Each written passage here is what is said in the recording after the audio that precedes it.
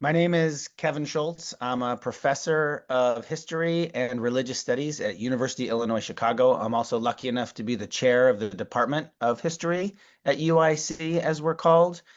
And I've loved history since I was about 15 years old. It's been the central way I understand the world. So if I want to learn about people, I want to learn about things, I want to know their history. And so that's led me to become the professor that I am. How free do you feel? Well, I've been tremendously lucky, and that's both a condition of me being born as somebody whose parents, my dad was a dentist, so somebody who had, was not super wealthy, but certainly had means to get me in good schools and be able to afford university. So in the United States, where we have a system where everything costs money, I was able to take advantage of that. And I'm a white male person. So I was not particularly overwhelmingly discriminated against in many aspects of my life. And I continue to be a white male to this very day, of course.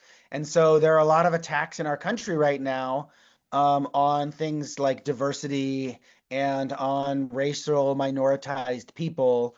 And I see those things, and my heart goes out to those people because I want them to be as free as they possibly can be and enjoy the benefits of freedom in the same way I do. And I see that they don't. So I myself recognize that I'm very lucky and I was able to take advantage of all the systematic things that put in place for me. I can now today, I'm a professor at a university. I can afford healthcare, which is something that we have to buy in our country. And so then I have decent access to medical care. I'm able to live in a neighborhood that has really good public schools, which is free schools in the United States, as opposed to private schools, which are schools where you have to pay for. So my kids can all go to the free public schools in the United States, where something like 80 to 90% of the graduating students in that secondary school go on to university. So it's sort of a platform for them to go on and succeed.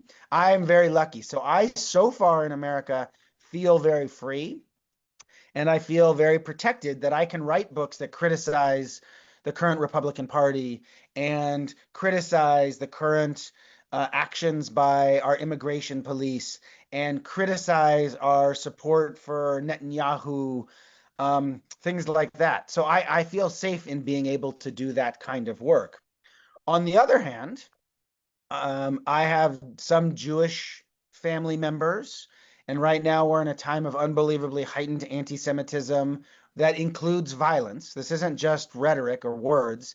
This is people throwing Molotov cocktails in the middle of old Jewish gatherings where people are saying, bring the hostages back, or randomly shooting a young couple of Jewish activists in Washington, D.C., killing them on the streets. That happened 3 weeks ago, I think.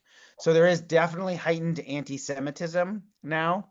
The great irony, of course, is you never feel more Jewish until people who are Jews are being attacked, and then all of a sudden you feel more Jewish.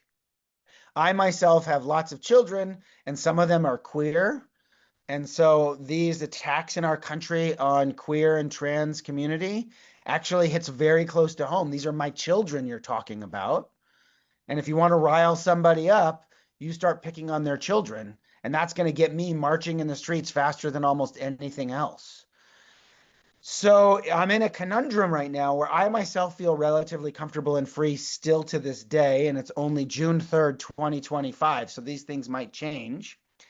And I feel that way even as a university professor when universities are currently under attack in a huge way by the current Republican administration. My university's threatened to lose millions and millions, hundreds of millions of dollars by all of these proposed changes.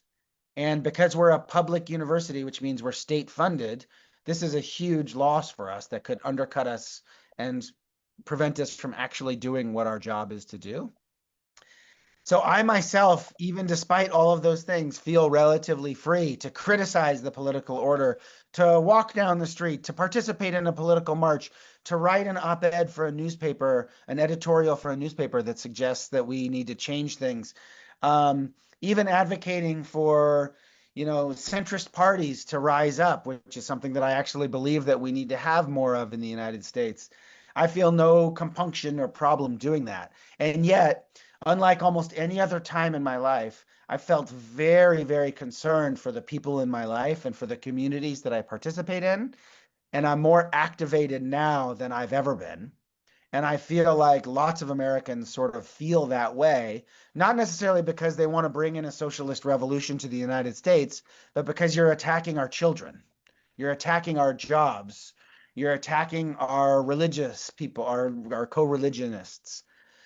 So I think there's definitely this tension on the rise, even for people who have benefited from the world and the system that's been in place for the last at least 50 years.